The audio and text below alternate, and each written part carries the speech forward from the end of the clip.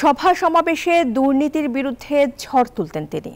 সড়কের উন্নয়ন কাজ পরিদর্শনে গিয়ে বিটুমিন খুঁড়তেন, ইট ভেঙে করতেন মান যাচাই।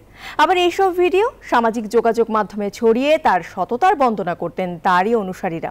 তবে এমন সব কাজের আড়ালে অনিয়ম, দুর্নীতি আর লুটপাটের কালো অধ্যায় করেছেন খুলনা সিটি কর্পোরেশনের সদ্য অপসারিত মেয়র তালুকদার আব্দুল খালেক। আইনকে যথারীতি বৃদ্ধাঙ্গুলি দেখিয়ে নিজ প্রতিষ্ঠানে দাপটের সাথে করেছেন ঠিকাদারি ব্যবসা। শামসুজ্জামান শাহিনের তথ্য ছবিতে বিস্তারিত ডেস্ক রিপোর্টে। তালুকদার আব্দুল খালেক একই সাথে প্রতিমন্ত্রীর পদমর্যাদা আর ক্ষমতাসীন দল আওয়ামী লীগের মহানগর সভাপতি। ফলে সিটি মেয়র হিসেবে ক্ষমতার দাপটে একক নিয়ন্ত্রণেই ছিল খুলনার সবকিছু। স্থানীয় সরকার আইন অনুযায়ী সিটি মেয়র পদমর্যাদার কেউ বা তার পরিবারের কোনো সদস্য সিটি কর্পোরেশনের কাজে ঠিকাদারি প্রতিষ্ঠানের অংশীদার হতে পারবেন না। তবে আইনকে বৃদ্ধাঙ্গুলি দেখিয়ে বীর দর্পে ঠিকাদারি করেছেন তালুকদার খালেক। হলফনামা অনুযায়ী 2008 সালে তালুকদার আব্দুল খালেকের বার্ষিক আয় ছিল 1,40,000 টাকা। কিন্তু গত 15 বছরে বহুগুণে ফুলে ফেঁপে উঠেছে খালেকের সম্পদ। 2023 সালে খালেকের আয় 28,15,702 টাকা। গত 5 আগস্টের পর থেকে তালুকদার খালেক আত্মগোপনে।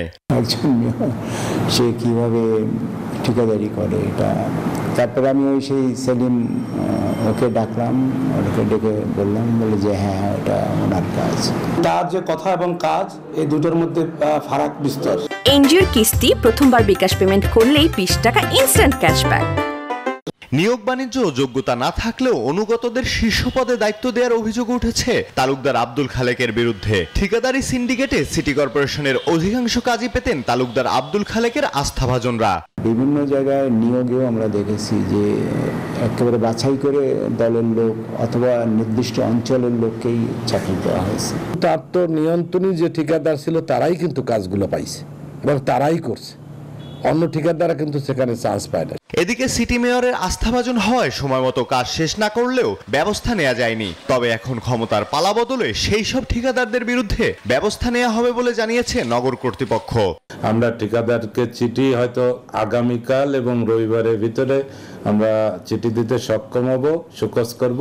তারপরে যদি সন্তোষজনক জবাব বা কাজ দ্রুত গতিতে শুরু না করে তাহলে আমরা তাদেরকে এই কাজ ক্যান্সেল করব এবং ক্ষেত্র বিশেষ ডিবার করা হবে। নাগরিক সেবা নিশ্চিতে জনপ্রতিনিধিদের জবাবদিহিতার আওতায় আনার দাবি সংশ্লিষ্টদের। Desk report, news 24।